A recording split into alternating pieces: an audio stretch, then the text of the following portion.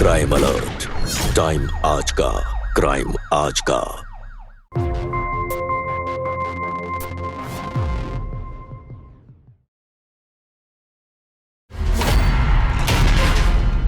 माफ कर दी मालकिन, मुझसे गलती हो गई।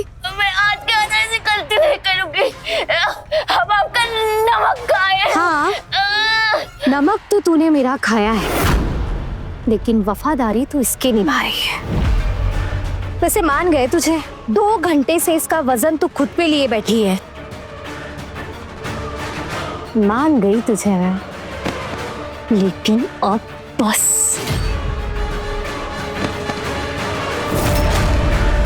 देखते हैं अब इस करंट से कैसे बचती हो तुम दोनों।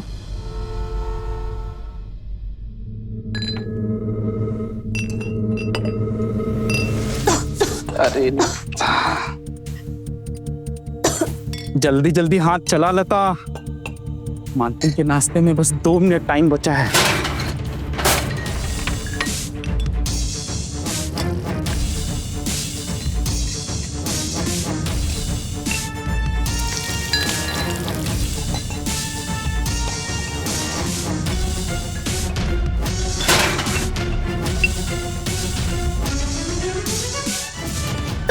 लता, तू खांसेगी तो मालकिन नाराज हो जाएगी। तो एक काम कर, तू अंदर जा, सारा काम मैं कर लूंगा। जा जा अंदर जा, अंदर जा लता।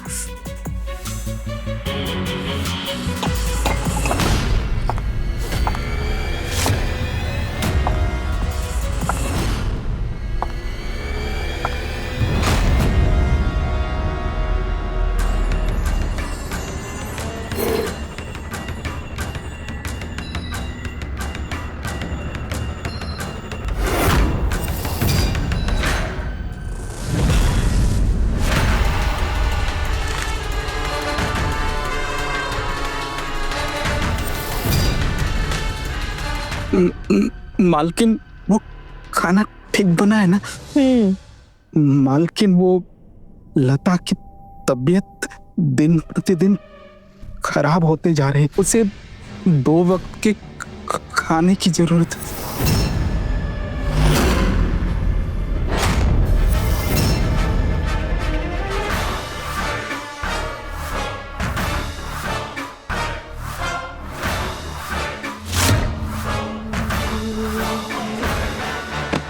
मैं साफ करके फेंक देता हूँ।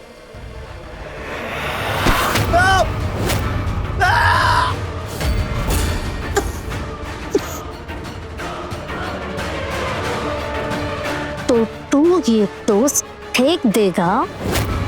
मुफ्त में आता है क्या खाना? अभी तो तू तेरी मुंह बोली बहन के लिए 2 वक्त का खाना मांग रहा था ना? तो एक काम कर, ये टोस्ट उठा और खिला। उठो और खिला उसे। क्या हुआ, नहीं खिलाएगा? जमीन में गिरकर गंदा हो गया है ना? अब ये तेरी मुंह बोली बहन के पेट में तो जाएगा नहीं, तो ये डस्टबिन में भी नहीं जाएगा। तो क्या करे? अच्छा एक काम कर, इसे अब तू खा। उठा और खा।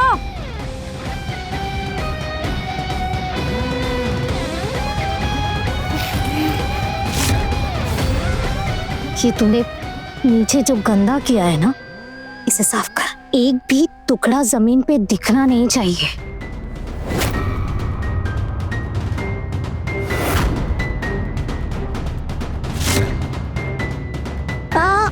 पूरा चेक।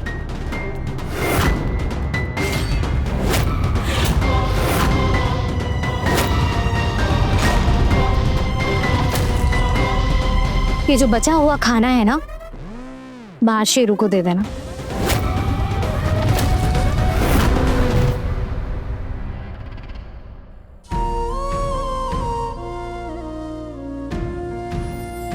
तू खाना क्यों नहीं खा रही लता? इतना सब कुछ देखने के बाद मेरे हलक से तो खाना नहीं उतरेगा भैया। मालकिन ने आपको कितना जलील किया है। अरे तुम मेरी चिंता मत कर। यहाँ खाना खाने से ज्यादा मार खाया हूं। तुझे कुछ और खाने के दूं जो तेरे हलक से उतरेगा। क्या?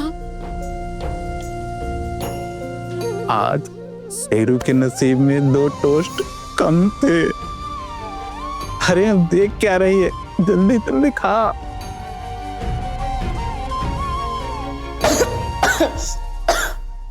आराम से रहता, मैं पानी ला रहा हूँ।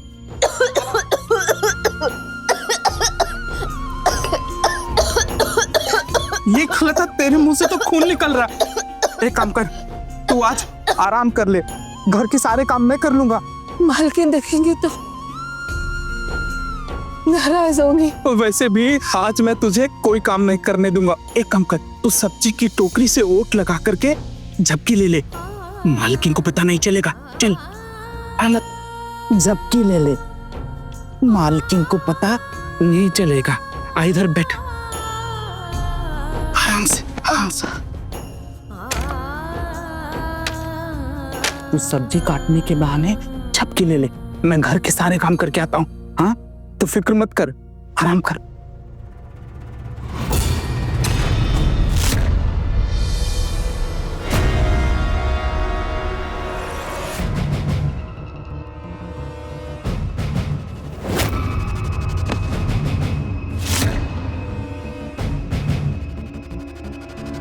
तो ये महारानी मेरी आंखों में धूल झोंक कर आराम फरमा रही है। अभी बताती हूँ मैं इसे।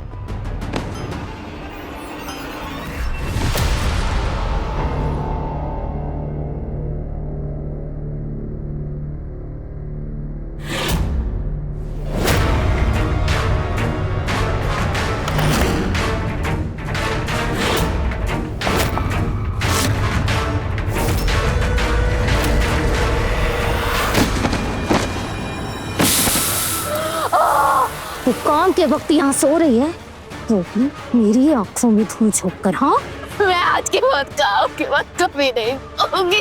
मालकिन माफ कर दीजिए मालकिन, उसकी तबीयत ठीक नहीं थी मालकिन, तो मैंने कहा थोड़ी देर आराम कर ले। ओ तो तू बताएगा कि ये कब आराम करेगी और कब काम? वो कब से इस घर का मालिक हो गया? हाँ बहुत चर्बी चढ़ गई है। हाँ उसे खून की उल्टियां हो रही थी तो मैंने कहा कि आराम मतलब ताकि तबीयत कहीं दिनों से खराब हो रही, अगर उसका इलाज नहीं कराया गया ना तो वो मर जाएगी।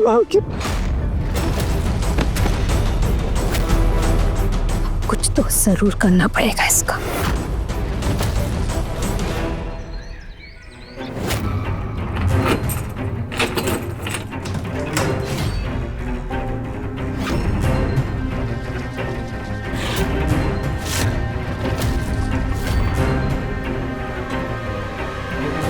अंदर आ जाओ।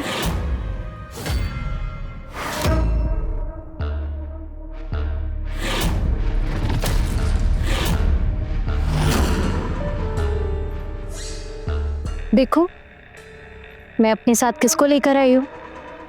क्या नाम है तुम्हारा? मेरा नाम रानी है।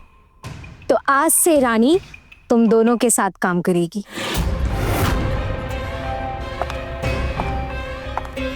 इससे अच्छे से सारे काम सिखा देना और जो भी इस घर के नियम और कानून है वो भी सही से बता देना। गलती नहीं होनी चाहिए।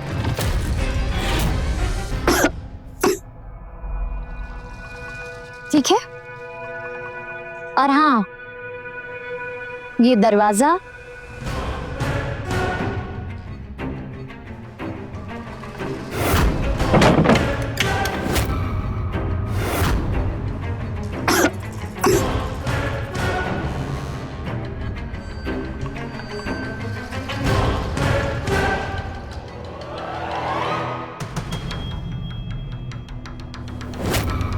अरे वाह दीदा, घर तो बहुत बड़ा है और मालकिन भी कितनी सुंदर है। यहाँ पर और कौन कौन रहता है? मालकिन, हम दोनों अब तुम क्यों, साहब नहीं रहते? नहीं, साहब यहाँ नहीं रहते। वो एक बहुत बड़े व्यापारी हैं, इसलिए वो बम्बई रहते हैं और कभी कभी आते हैं। लेकिन इन सब बातों से तुम्हारा कोई लेना देना नहीं होना चाहिए। तुम बस इतना याद रखो कि तुम यहाँ पे मालकिन को खुश रखने आई हो। और हाँ, यहाँ के नियम बहुत सख्त हैं। सोने का समय रात को 1 बजे से सुबह 4 बजे तक, दोपहर 12 बजे आधे घंटे की छुट्टी मिलेगी। खाने में 2 रोटी, प्याज और नमक। आप मजाक कर रहे हैं ना दीदी? धीरे धीरे सब समझ जाओगी। वैसे एक बात बता, तुझे काम के लिए यहाँ किसने बताया? मेरे अनाथ आश्रम के मालकिन है ना, उन्होंने मुझे बताया कि घर में नौकरानी की जरूरत है, वहाँ पे अच्छे पैसे के साथ साथ रहना खाना भी मुफ्त मिलेगा। तो मैंने हाँ कर दिया। तू अनाथ है? हाँ, लेकिन इस घर को और आप लोगों को अपना बनाने का सोचकर ही तो मैं यहाँ पर आई थी। वैसे लता दीदी, आप नौकरी क्यों छोड़ रही हैं? किसने कहा कि मैं नौकरी छोड़ रही हूँ? मालकिन ने बताया। उन्होंने बोला कि उनकी पुरानी नौकरानी काम छोड़ रही है, इसलिए तो वो मुझे यहाँ पर लेकर आए हैं।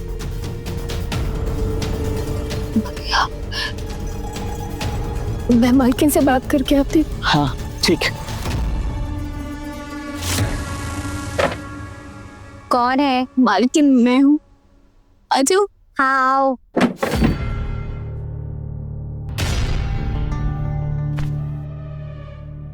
आके मैं इसका कुछ छोड़ कर कहीं नहीं जाऊंगी।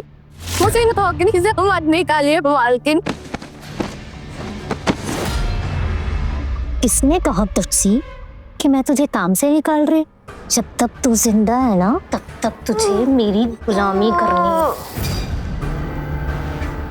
पर क्या करे, तेरे पास तो दिन ही बहुत कम है।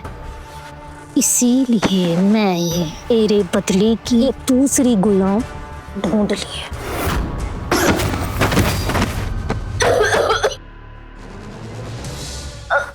जाओ यहाँ से तुम।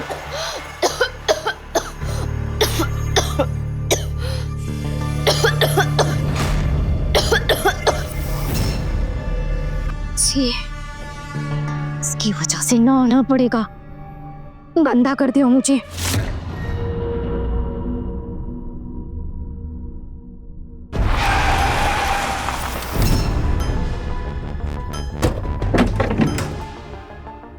फिर से इतना टाइम लगा है ना आपने आने के लिए। बीबी की याद नहीं आती है क्या आपको? बहुत याद आती है, तभी तो एक दिन का मौका मिला और तुमसे मिलने के लिए आ गया। अब इतनी जल्दी नहीं जाने दूंगी। अच्छा, नहीं।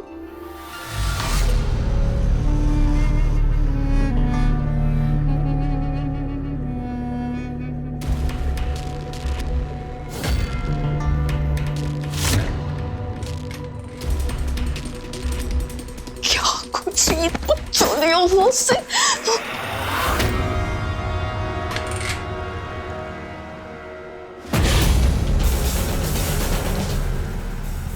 इधर आ।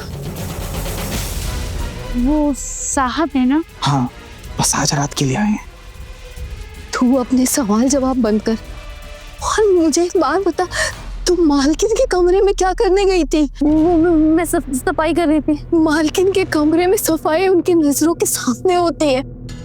उनके बिना इजाजत के कोई उनके कमरे में नहीं घुस सकता। और किसी चीज को हाथ तो गलती से भी मत लगाना। तूने कहीं उनके कमरे में किसी चीज को हाथ तो नहीं लगाया ना? कुछ चोरी तो नहीं किया ना? अरे दीदी सच्ची मैंने कुछ भी नहीं चुराया, कसम खा के कह रही दीदी। मैंने कुछ ऐसी। अब बस भी कर लेता, नहीं तो तेरी तबीयत बिगड़ जाती है। नहीं भैया, इसे ये जानना जरूरी है कि मालकिन हमें दुनिया के किसी भी कोने से देख सकती है और उनकी नजरों से कोई नहीं बच सकता। कहाँ मर गए सबके सब? लगता है मालकिन बुला रही है। चलो चलो। अभी क्या मीटिंग कर रहे थे तुम तीनों मिलकर? हाँ, हम तीनों बातें कर रहे थे कि साहब इतने दिनों बाद आए हैं तो उनके लिए क्या खाना बनाएं। तुम्हारी यही बातें अरुण मुझे बहुत पसंद है। तुम दिल से मालकिन और मालिक के बारे में सोचते हो। ये देख, जूते तुमको बहुत पसंद है ना, इस बार पक्का छोड़ के जाऊंगा तुम्हारे लिए। इसने जूतों के लिए आपसे कहा था? हाँ, कई सालों से कह रहा था, लेकिन इस बार मैं पक्का देकर जाऊंगा इसको।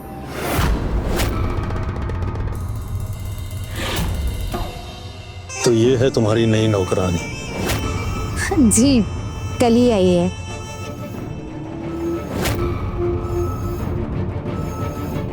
अब यहाँ खड़े खड़े क्या कर रहे हो तुम लोग? जाओ और जाकर साहब के लिए खाने की तैयारी करो। जी मालकिन।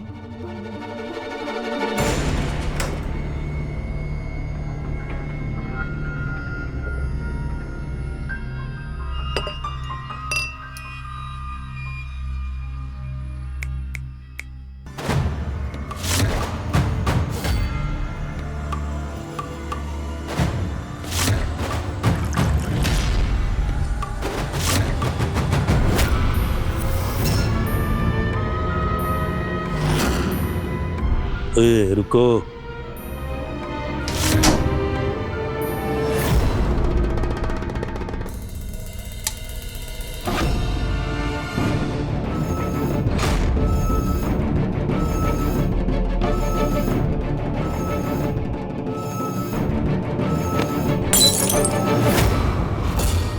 इट्स ओके मेरी जान।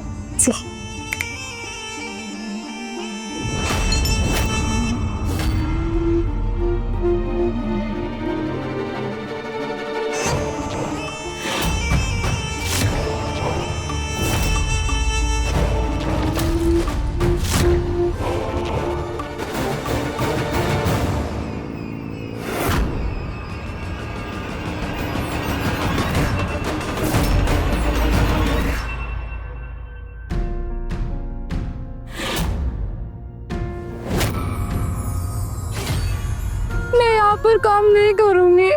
मैं बचा हुआ खाना शेरू को देकर आता हूँ।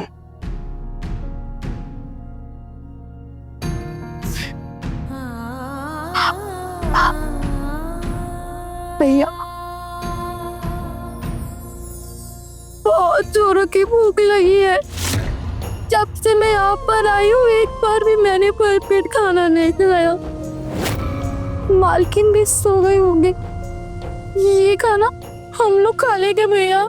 मेरी बच्ची, ये बचा हुआ खाना हमारे हिस्से का नहीं।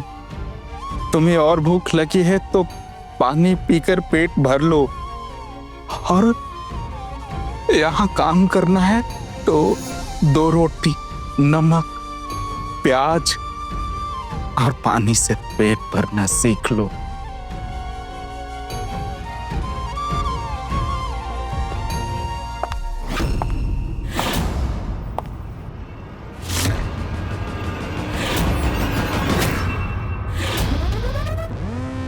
तुम दोनों बाहर सो। सोना रेडी, बाहर जाओ।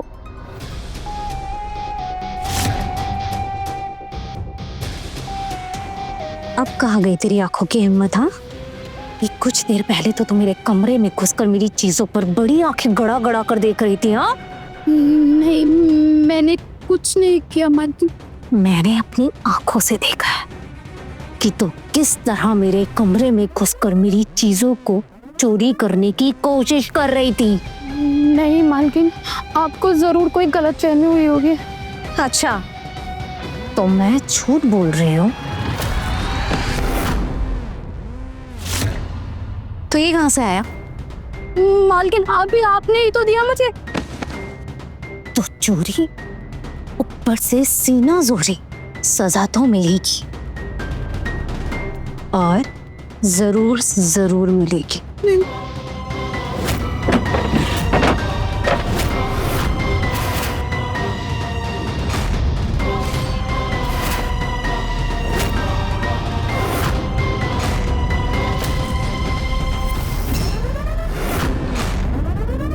चल ऊपर बैठ। कहा ना ऊपर बैठ।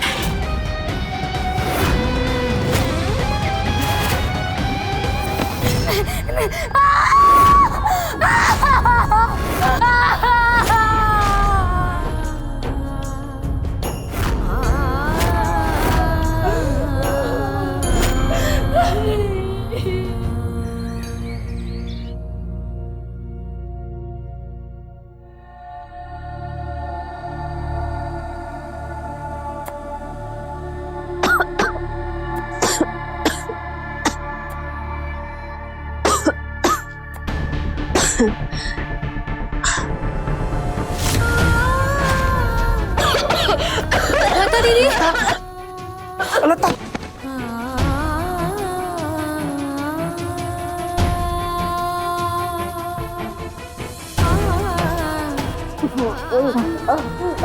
अरुण भैया, हमें दीदी को डॉक्टर के पास लेके जाना होगा।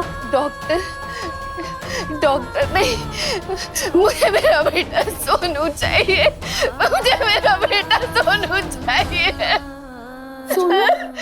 सोनू मेरा बेटा, आज से 7 साल पहले मैं अपने 3 साल के बेटे को लेके इस दरवाजे पे आई थी काम मांगने। मालकिन ने मुझे काम दिया और कहा कि मेरे बेटे सोनू को अच्छे स्कूल में दाखिला करवाएंगे। तो कहाँ है सोनू? मुझे नहीं पता मेरा सोनू कहाँ है। पानी ने मुझसे वादा किया था भैया। क्यों भैया? मुझे सोनू ला दो भैया। मैंने 5 साल से अपने बेटे को नहीं देखा है। ये सब तो गलत है ना अरुण भैया? हम लोग ये सब क्यों बर्दाश्त कर रहे हैं? हमें यहाँ से निकलने का रास्ता ढूंढना चाहिए। हम सब मिलकर ना पुलिस के पास जाएंगे। पुलिस हमारी कोई ना कोई मदद जरूर करेगी। अरुण भैया चलते हैं ना, दीदी की हालत देख के। कोई पुलिस, कोई नेता हमारी मदद नहीं करेगा। अहम कि जेब में सारे मंत्री नेता साहब जब यहाँ आते हैं ना, तो बड़े बड़े अफसर मंत्री सब की मीटिंग होती है यहाँ। बैग भर भर के पैसों का लेन देन होता है।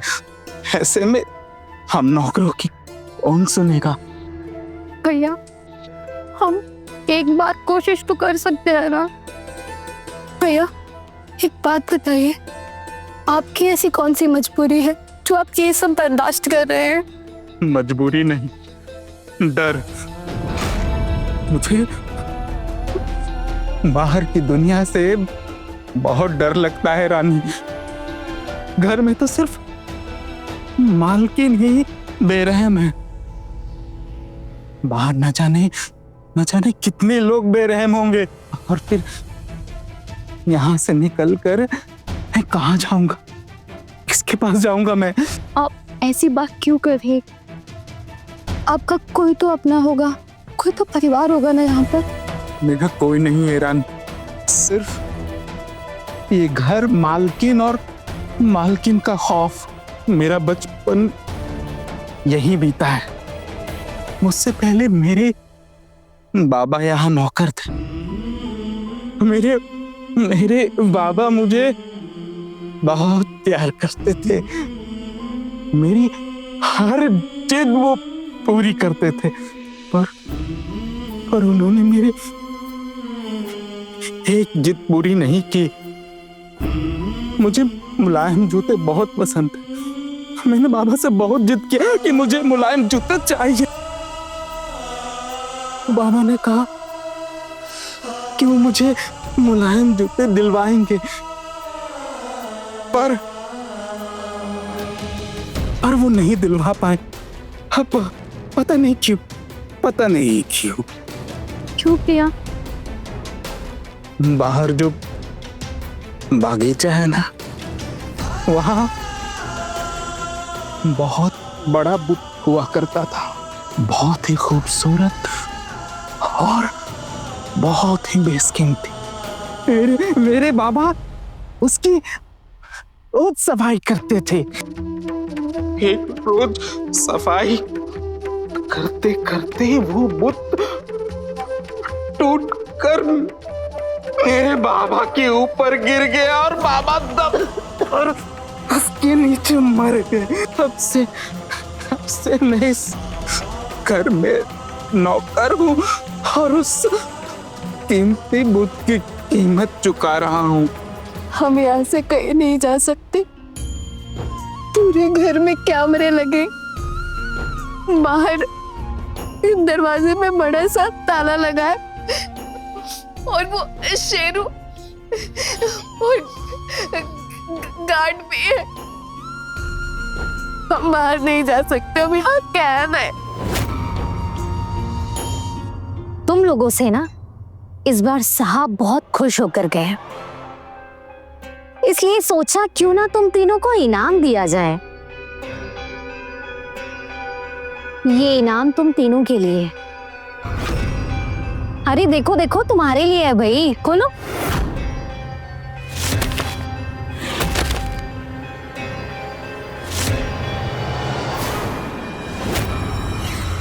क्या हुआ? अरे ऐसे क्या देख रहे हो? अपने अपने गले में पहनो। चलो जल्दी जल्दी।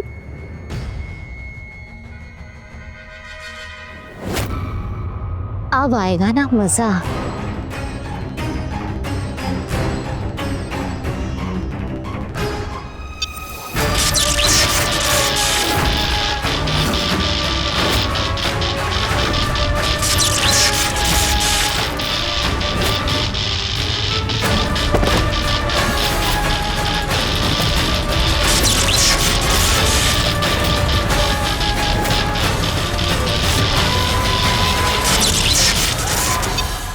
बहुत नाचने का शौक है ना तुम लोगों को।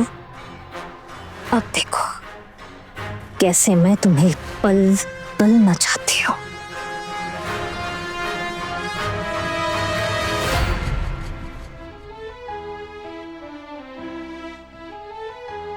लता, तू ठीक है ना? नहीं नहीं, बहुत उतार मार के देख रही हूँ।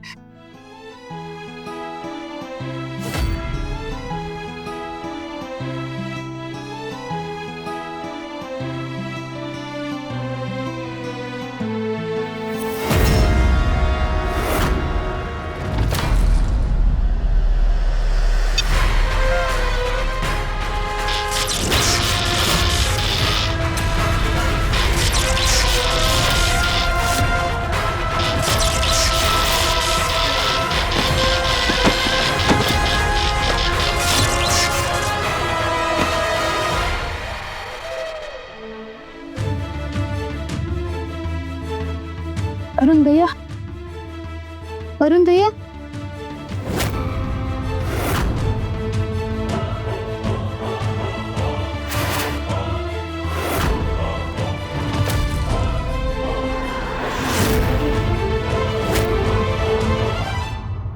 बीना की हैवानियत ने आखिरकार अर्जुन की जान ही ले ली, लेकिन बीना के माथे पर शिकन तक नहीं आई, क्योंकि वो ये जानती है कि अर्जुन जैसे शोषित और वंचित वर्ग के लोगों की जिंदगी और मौत से हमारे समाज को कोई फर्क नहीं पड़ता है। कड़वी है लेकिन सच्चाई यही है। घरेलू कर्मचारियों के साथ होने वाली हिंसा और क्रूरता की खबरें गाहे बगाहे सुनने को मिलती जरूर है, लेकिन एक दो दिन अखबारों की सुर्खियां बटोरने के बाद ऐसे केसेस अक्सर ठंडे बस्ते में चले जाते हैं। न उन पर दोबारा बात होती है, ना कोई कैंडल मार्च निकलता है, और ना ही किसी कानून को बदलने की कोई मांग उठती है, क्योंकि घरेलू कामगारों की सुरक्षा और उनके अधिकार हमारे समाज की प्राथमिकता नहीं है। इसीलिए अब सवाल उठता है कि रानी और लता के भाग्य में क्या बदा है।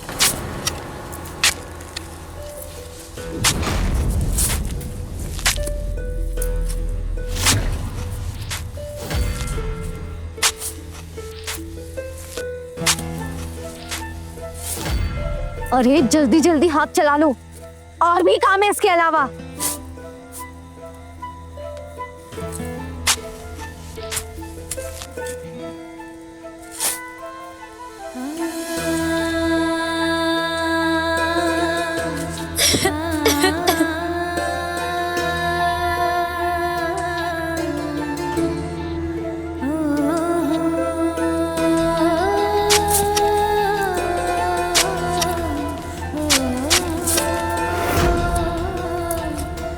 आज हमने अरुण भैया को गाड़ा है, कल तुम मुझे भी गाड़ोगे दीदी। नहीं रानी, मैं तुझे इस कैद में मरने नहीं दूंगी, ये मेरा तुझसे वादा है। मैं तुझे यहाँ से आजाद करा के रहूंगी।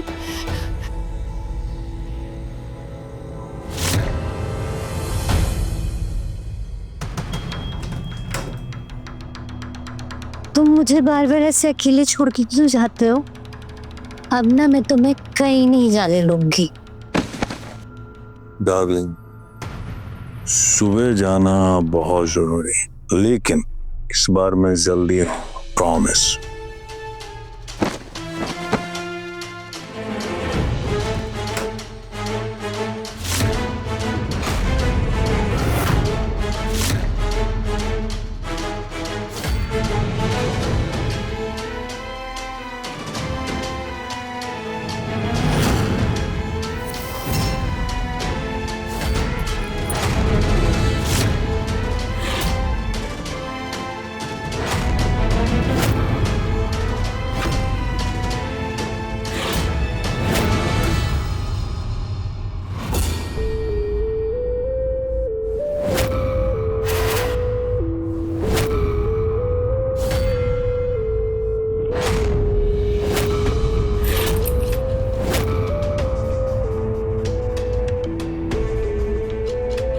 रानी, रानी, रानी उठ। दीदी उठ। क्या? रानी, ये देख तेरे आजादी की चाबी मिल गई। देख, इसमें घर के मेन दरवाजे की चाबी है। दीदी, घर की चाबी तो मिल गई, लेकिन उस शेरू का क्या? और वो दरवाजे में जो पहरेदार है, उससे कैसे बचेंगे हम दीदी? हम नहीं रानी, सिर्फ तू बाहर जा रही है।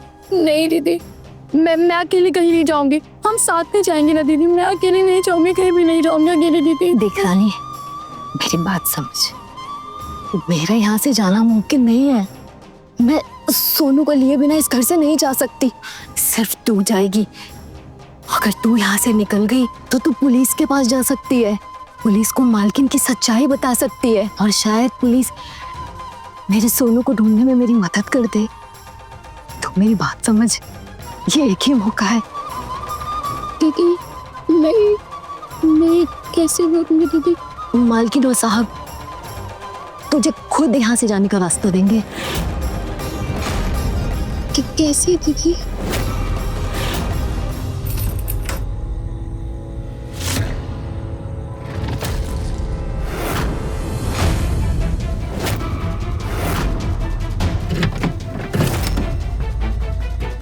बैठ जा, छिप जा, छिप जा।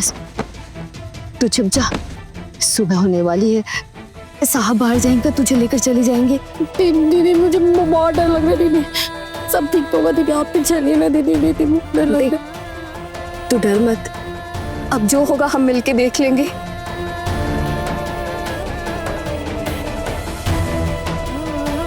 अब तू जा और अपना ख्याल रख।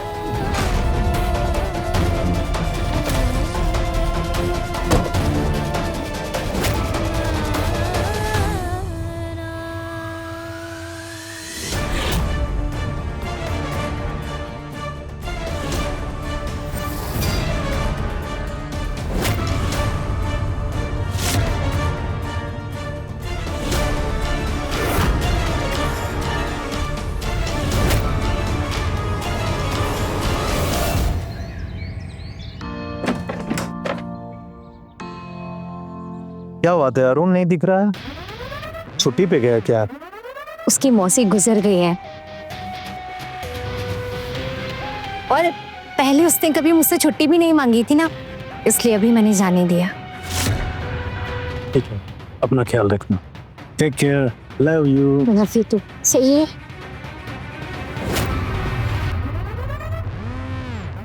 बाय।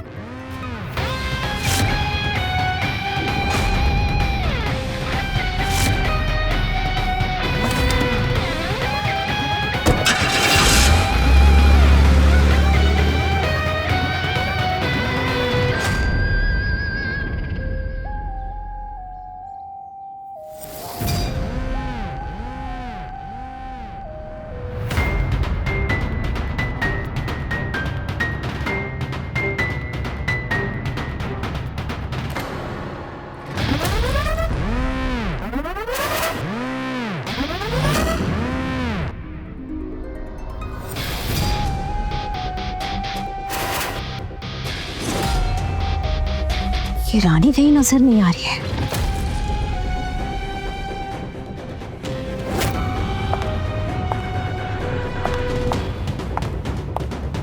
रानी, रानी कहाँ मर गई है? रानी,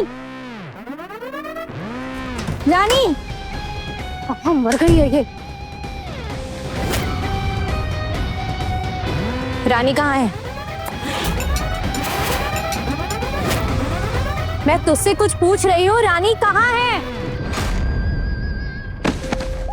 मुझे सुनाई नहीं दे रहा है।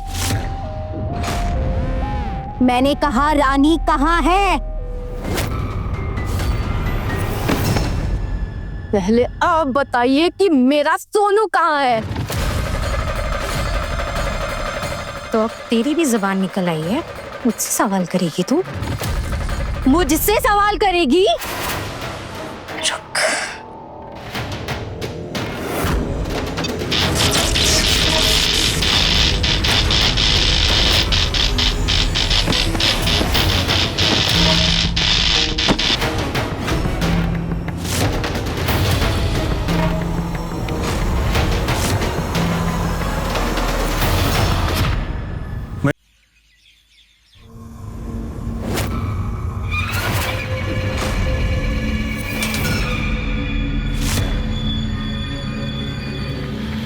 आज तुझे मैं इतना दर्द दूंगी कि तू मुझसे अपनी मौत मांगेगी, पर मैं तुझे जिंदा रखूंगी, तेरे बेटे की एक झलक तक। कहाँ है मेरा बेटा?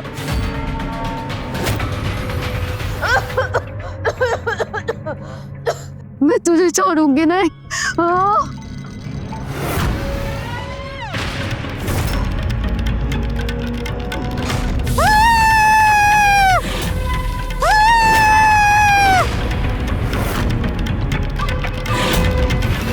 मैं निकल चुका हूँ, रास्ते में हूँ। अरे पहुंच रहा हूँ यार, बिल्कुल टेंशन मत लो। एक मिनट होल्ड डाउन। अरे रानी,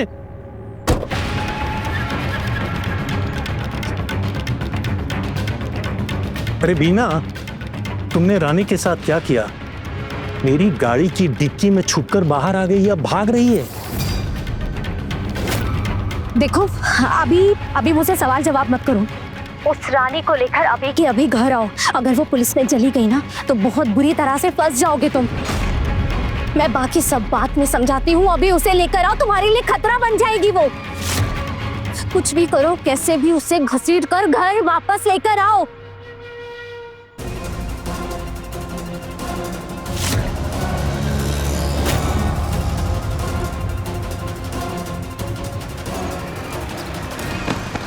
छोड़ दीजिए मुझे, छोड़ दीजिए, बचाओ। ऐसा क्या हुआ? वो कोई क्या हुआ? क्यों चिल्ला रही? दीजिए साहब, मुझे जाना है। कुछ नहीं होगा, मैं हूं ना। चलो तो चलो, आओ बैठो, शोर मत करो, चलो बैठो। बचाओ, बचाओ, कोई है? हाँ मिल गई, डोंट वरी, मैं लेके आ रहा हूँ। अरे बीना, क्या कर रही हो? मर जाएंगे दोनों। मरना जरूरी है, इन दोनों ने गुनाह ही ऐसा किया है।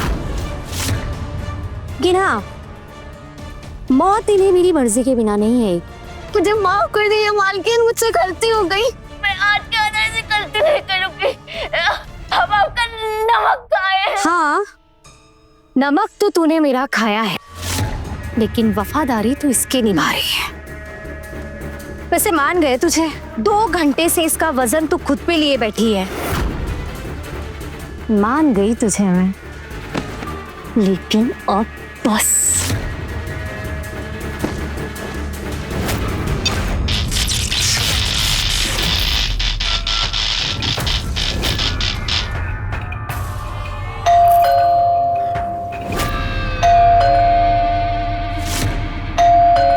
इस वक्त कौन आ गया? अरे मुझे क्या पता, नॉन स्टॉप घंटी बज रही है, सिक्योरिटी वालों ने कॉल भी नहीं किया है।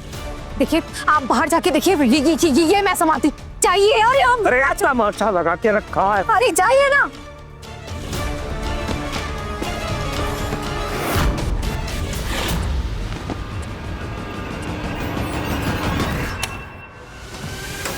अरे ऐसे कैसे अंदर घुसे आ रहे हो? कौन हो? आपको पता है मैं कौन हूँ? एक फोन कॉल करूंगा ना, वर्दी उतर जाएगी, समझा ना? वर्दी उतरने से पहले केस सॉल्व कर लूं। बाहर जो ये गाड़ी खड़ी है, क्या आपकी है? हाँ है तो फोन देखो।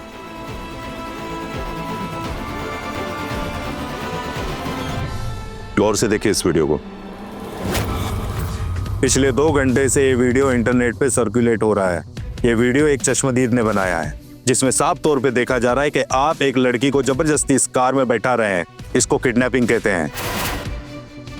अरे सब बकवास है, मैं नहीं हूं। सब सच बता दो, लड़की कहाँ है? ये लड़की कहाँ है? कौन लड़की? मुझे नहीं पता है। तलाशी लेनी होगी हमें। तलाशी? आप हमारे घर की तलाशी लेंगे? आप जानते हैं ना हम लोग कौन है? आप लोग कौन है और आपका कद कितना बड़ा है सब पता है, इसलिए वारंट लेके आए हैं। फिलहाल ये किडनैपिंग केस है और आपके कद से कई ऊंचा है। तलाशी लो, जाओ। ये सब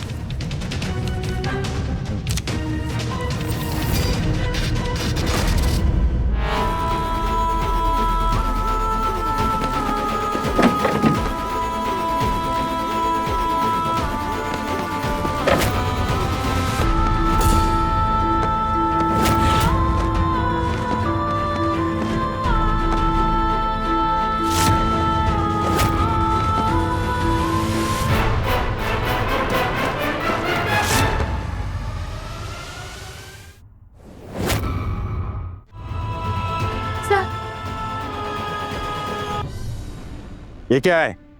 हाँ, शर्म आनी चाहिए आप लोगों को। अपने नौकरों के साथ कोई ऐसा क्रूरता भरा व्यवहार करता है? आप लोगों ने एक मासूम की जान ली है। देखिए, नौकरों के साथ जो भी हुआ है ना, जो भी किया गया है, बीना ने किया है। मैं तो इस घर में रहता भी नहीं और मैं इसे तो डिवोर्स देने वाला था। जो भी फैसला है कोर्ट करेगी। फिलहाल तो मैं ये कोशिश करूंगा कि आप दोनों को लंबी सजा हो। अरेस्ट करो इन दोनों को।